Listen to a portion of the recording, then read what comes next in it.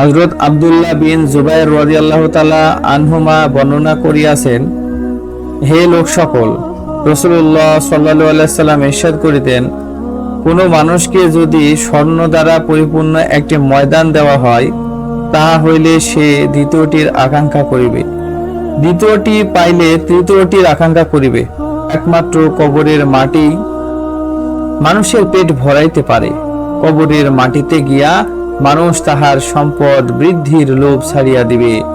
তবে আল্লাহ পাক ওই বান্দার প্রতি বিশাল করুণা করিয়াছেন, যে ব্যক্তি তাহার অন্তরকে দুনিয়ার ধন সম্পদ হইতে ফিরাইয়া লইয়াছে এবং আল্লাহ পাকের প্রতি মনোনিবেশ করিয়াছে।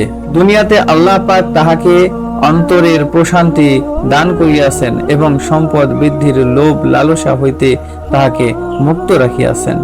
বুখারী শরীফের হাদিস, হাদিস নাম্বার 6438।